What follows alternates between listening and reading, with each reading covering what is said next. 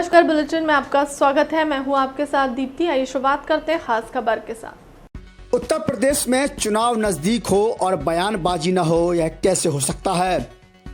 बीते दिनों अखिलेश यादव द्वारा चिरंजीवी पर बयान दिए जाने से नाराज उमा भारती ने अखिलेश को घमंडी और बड़े खानदान वाला कह दिया। दरअसल आपको बता दें कि महोबा में एक निजी कार्यक्रम में शामिल होने पहुंची मध्य प्रदेश की पूर्व सीएम और बीजेपी की कद्दावर नेता साध्वी उमा भारती ने अखिलेश यादव के चिरंजीवी सरकार के बयान पर पलटवार करते हुए अखिलेश यादव को घमंडी और बड़े खानदान का कहा। तो वहीं केशव प्रसाद मौर्य द्वारा ट्वीट कर मथुरा की बारी वाले मामले को लेकर भी उमा भारती ने कहा कि यह केशव तय नहीं करेंगे। साथ ही उमा भारती ने नदियों को जोड़े जाने को लेकर यूपी के पूर्व सीएम मुलायम सिंह यादव की प्रशंसा की। साथ ही केन बेतवा लिंक परियोजना में यूपी और मध्य प्रदेश के सीएम के एक साथ न बैठने के कारण इस परियोजना के शुरू न होने की बात भी कही है। बुंदेलखंड के महोबा में एक निजी कार्यक्रम में शामिल होने के लिए मध्य प्रदेश की पूर्व सीएम और भाजपा की दिग्गज नेता साध्वी उमा भारती महोबा पहुंची, जहां कार्यकर्ताओं ने उनका जोरदार स्वागत किया। इसके बाद उन्होंने पत्रकारों से वार्ता की है, जिसमें उनके द्वारा अखिलेश यादव के सरकार को चिरंजीवी कहे जाने पर करारा प्रहार किया गया और कहा कि अशोभनीय भाषा का प्रयोग अखिलेश कर रहे हैं और यह बहुत महंगा पड़ेगा। 2017 में भी गोरखपुर क्षेत्र में अखिलेश यादव ने इसी तरीके से योगी आदित्यनाथ का मजाक बनाया था। वो बात मुझे बहुत चुभी थी। उन्होंने अखिलेश को घमंडी, बड़े खानदान वाला, बड़ा होशियार समझने वाला कह दिया और कहा कि ऐसे लोग औंधे मुंह गिरकर धूल चाटते हैं। क्या कहा उमा भारती ने, आइए आपको भी सुनवाते हैं। अच्छा, अखिलेश यादव अपनी हर रैली में चिरंजीवी सरकार कर रहे हैं, इस बारे में क्या कहेंगी? मेरे को कुछ नहीं कहना है इस बारे में, क्योंकि इस बारे में आपको उन्हीं से पूछना पड़ेगा कि आप ऐसा क्यों कह रहे हैं। मैं तो इतनी कह रही हूँ कि असंयत भाषा का प्रयोग अखिलेश को बहुत महंगा पड़ता है।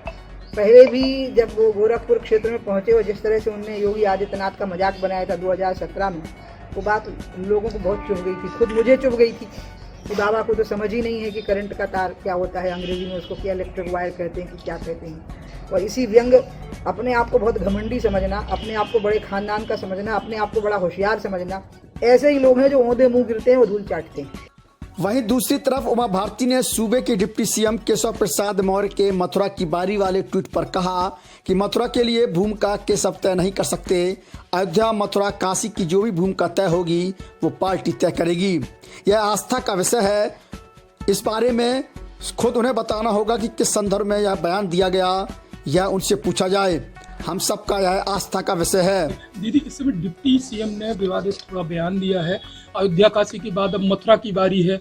आप बहुत अहम भूमिका में थी अयोध्या में, ऐसे ही सक्रिय भूमिका में रहेंगी मथुरा के लिए भी? मथुरा के लिए मेरी भूमिका केशव नहीं तय कर सकते जी। अयोध्या, मथुरा, काशी की जो भी भूमिका होगी वो पार्टी जो तय करेगी वो होगा। बाकी आस्था का विषय है, सबकी आस्था का विषय है, और उनने किस संदर्भों में ये बयान दिया है इसका जवाब वही देंगे। हम सबका तो आस्था का विषय है, और एजेंडा सेट करने का जो काम है वो हमारे राष्ट्रीय अध्यक्ष बीजेपी के तय करते हैं या विश्व हिंदू परिषद के लोग तय करते हैं। यही नहीं, उनके द्वारा बुंदेलखंड अलग राज्य को लेकर कहा गया कि 2 राज्यों से कटकर एक राज्य बनने में कठिनाई आती है। बीजेपी छोटे राज्यों की पक्षधर है, लेकिन यह तब संभव होगा जब दोनों प्रदेशों की जनता तैयार होगी। तो वहीं उनके द्वारा केन बेतवा लिंक परियोजना को लेकर कहा गया कि यह परियोजना बुंदेलखंड के लिए वरदान साबित होगी, लेकिन सीएम योगी और मध्य प्रदेश के सीएम शिवराज सिंह चौहान इस पर नहीं बैठ पा रहे, जिसकी वजह से यह परियोजना रुकी हुई है। साध्वी उमा भारती ने अखिलेश यादव के 400 सीटों के दावे पर कहा कि बीजेपी की सीटें इस बार और बढ़ेंगी। जब 2017 में इतनी सीटें मिली हैं तो फिर योगी सरकार ने काम किया है, तो ऐसे में इस बार सीटों की संख्या जरूर बढ़ेगी। दीदी, 400 सीटों का दावा अखिलेश कर रहे हैं, हर जगह जा रहे हैं, तो क्या मात्र 3 सीटें ही बीजेपी को मिल पाएंगी? अरे ये तो आप उन्हीं से पूछिए। ये हमें पता है कि हमारी सीटें पहले से बढ़ेंगी। पहले से इसलिए बढ़ेंगी कि क्योंकि पहले जो हमें वोट मिले थे वो इसलिए मिले थे कि मोदी सरकार से जितना संभव हो सका था यहाँ पर काम हमने किया था। इसलिए 2017 में जब हमें इतनी सीटें मिल गई, सिर्फ इसलिए क्योंकि मोदी जी के इरादे स्पष्ट हो गए थे कि वो यूपी में क्या करना चाहते हैं, और उनने थोड़ा बहुत जितना संभव हो सका था कर लिया था। उसके बाद तो हमारी सरकार बनी, और सरकार बनने के बाद में वो सारे इरादे स्पष्ट हो गए। विकास की प्रक्रिया बहुत तेजी से जारी हो गई। इसलिए अब तो मुझे कहीं कोई कमी ही नहीं लगती है, उल्टा लगता है सीटें बढ़ जाएंगी, ये मैं कह सकती हूँ। फिलहाल के लिए अब तक की खबरों में इतना ही। देश दुनिया की तमाम बड़ी खबरों के लिए बने रहे बुलेटिन के साथ। नमस्कार।